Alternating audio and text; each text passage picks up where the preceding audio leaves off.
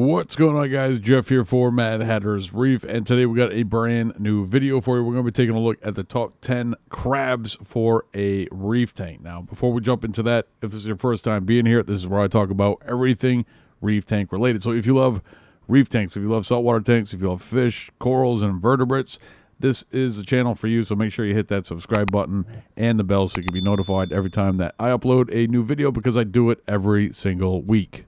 Now, as far as crabs go, there's all sorts of different types of crabs. Some of them serve a purpose. They actually can help clean your aquarium. Others, they are just kind of there for aesthetics. They're not really going to do anything for your reef tank. So it is important to make sure that anytime that you are going to add something new to your reef tank, that you do a lot of research before adding them to your tank, because you don't know exactly what could happen if you just throw them in. So it is incredibly important to make sure that you do your research prior to adding anything that goes for fish, that goes for corals, invertebrates, pretty much anything. You need to do your research before you get to that point where you have an established aquarium and then you just start throwing stuff in there. It's definitely not a recipe for success. Now, the last part of this I would say is, make sure you're getting your information from sources that are reliable, because there is a lot of opinions out there, and anybody that has $7 can buy a website and start putting information out on the web. So make sure that you're getting your information from reliable sources.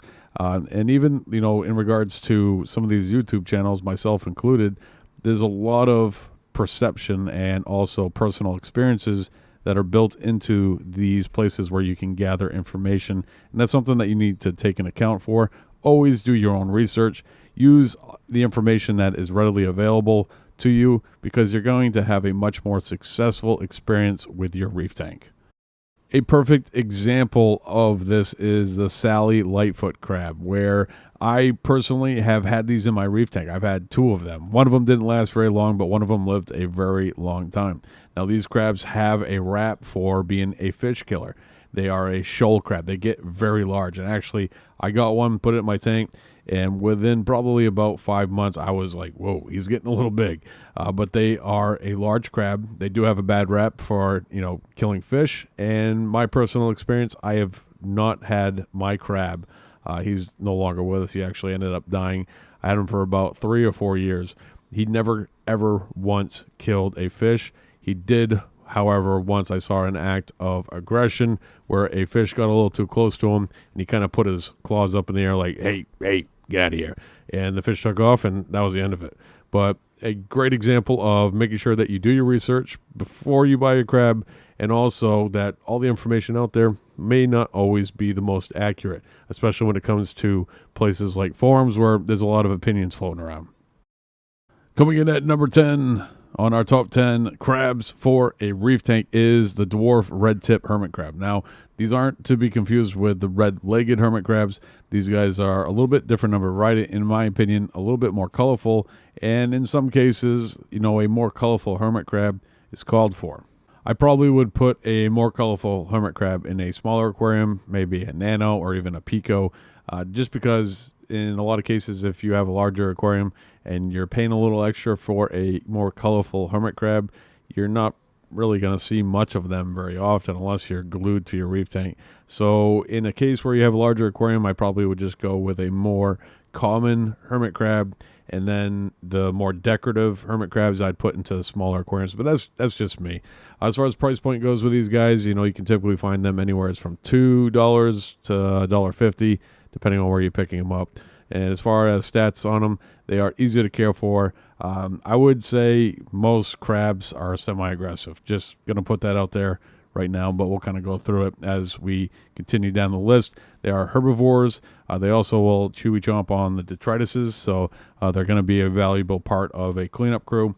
They are reef safe with caution, and that's going to go with they are going to take advantage of a situation. So if a snail falls upside down in your tank, they're going to take advantage of that. Or if there's not enough shells in your tank, they might take out a couple snails as well. Now, as far as max size on these guys, they grow upwards of an inch. And there's not really a tank requirement for these guys. I would probably go more along the lines of, with hermit crabs, anywhere from 1 to 1.5 per gallon, depending on your tank size. Coming in at number 9 on our top 10 crabs, we got the Pom Pom Crab. Now, this guy actually doesn't have pom-poms. He has sea anemones that he has on his claws that he uses part of the symbiosis going on there, and he uses that part of his feeding regime. So he actually uses the anemones to catch food, and then he eats the food from the anemones. So they get to live as well as the crab. So pretty interesting little thing going on there. Now, as far as price point on these guys, I've seen them anywhere from $20 up to $30. Price point is kind of, has to do with availability as well as where you're picking them up. And these guys are really, really small, so that's something that you need to take into consideration. So, if you have a larger aquarium and you're throwing one of these guys in there, there's a good chance that you may not see very much of him. So these are probably a better candidate for a smaller aquarium. As far as the stats go, they are easy to care for. I would say this is probably one of the few crabs that actually is peaceful because a lot of the food that they're going to eat is microscopic. So, yeah, they're not going to be running around killing stuff. As far as diet, they are omnivores. They are reef safe with caution, like most crabs are going to be.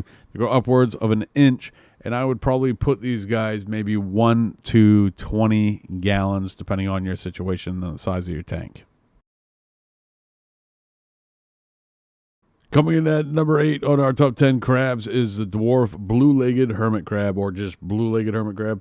These guys are probably my favorite hermit crabs. One, because they're pretty for the most part, and also they're a little bit less expensive, I guess is the best way to say that. Typically, you can see these guys anywhere from $1 up to $2. Really depends on where you're picking them up. And every once in a while, you can find them on sale, so that's good too. I absolutely love these guys for a reef tank. I usually go 1 per gallon. That's my recommendation. It's a little old school, but in some cases, you're probably going to get away with having less because there is crab on crab aggression, so that's something that you definitely need to make sure that you avoid adding too many of them, because if there's not enough food, they'll start taking each other out. There's also the aggression that is towards snails as well, because they use snails' shells as their homes. So make sure you have enough food, make sure you have enough shells for them, and that will help eliminate a lot of aggression. These guys are easy to care for, semi-aggressive in their behavior, omnivores. They are reef safe. They grow upwards of an inch. And typically, stocking for me, I usually go 1 per gallon. But again, that may be a little bit too much if you don't feed your tank a whole lot or don't have enough shells in your tank. Coming in at number 7 on our top 10 crabs is the Aero Crab. Now, this is probably going to be the most controversial crab that I put on this list, because even though that in a lot of information out there on the webs, they say that they're reef safe, there's a lot of things that this crab can do that would classify it as reef safe with caution. Now, the great thing about these crabs is they are known bristleworm eaters. That's phenomenal. If you have too many bristleworms in your tank, they can help reduce the populations. But if there's not enough food in the tank, these guys are also known to feed themselves. So they may go after other crustaceans, they may go after a fish or even a coral such as a mushroom. So that's definitely something that you need to take into consideration if you want to keep one of these guys in your aquarium. They are easy to care for, semi-aggressive in their temperament. Carnivores in their diet are considered reef safe. I would say reef safe with caution. Grow upwards of 6 inches, and I would put 1 per tank. Coming in at number 6 on our top 10 crabs for your aquarium is the Halloween hermit crab. Now, as far as price point goes on these guys, it's pretty substantial. Now, that being the case, probably wouldn't put too many into a reef tank. I don't know how many folks could afford a $15 hermit crab anyways, and it's not like these guys are tremendously bigger than other hermit crabs, so pretty expensive hermit crab, but nonetheless very, very interesting in its coloration. They are considered easy to care for. I would say that they're semi-aggressive in their temperament. Omnivores, they are considered reef safe. These guys grow anywhere from 3/4 of an inch to 1.5 inches and are known to eat hair algae and cyanobacteria. Pretty interesting crab. Definitely a conversational piece in a reef tank. Check it out, the Halloween hermit crab.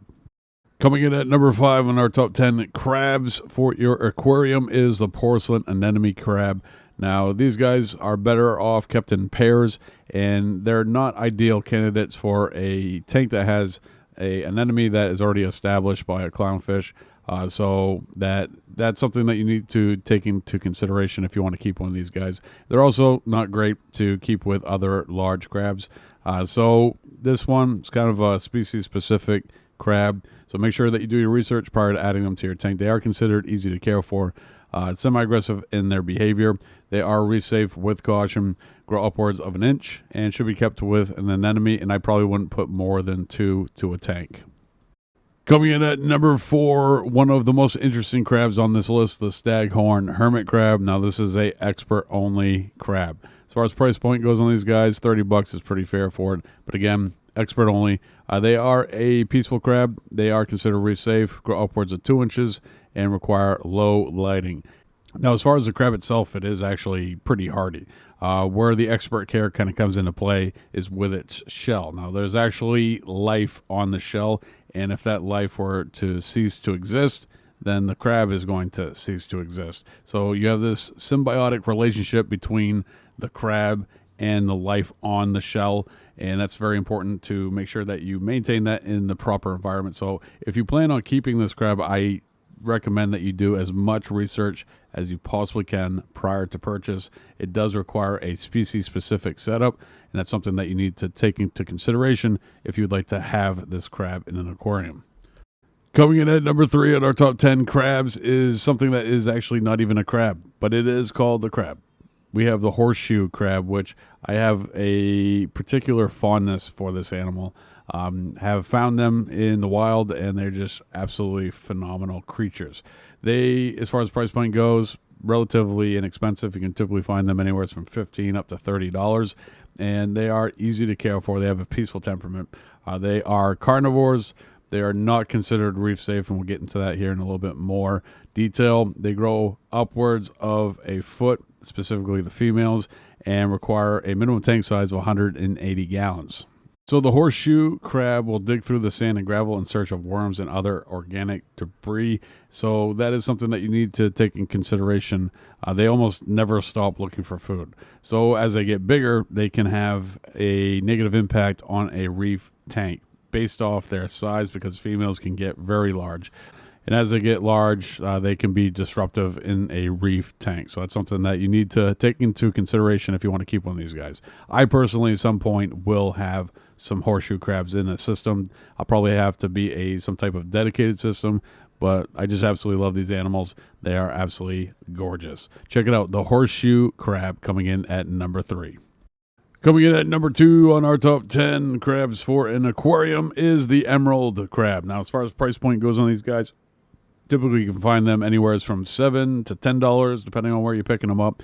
And these guys are considered easy to care for, semi-aggressive, omnivores in their diet. Even though they will chewy chomp on some meat every now and again, they are considered reef safe, grow upwards of 2.5 inches.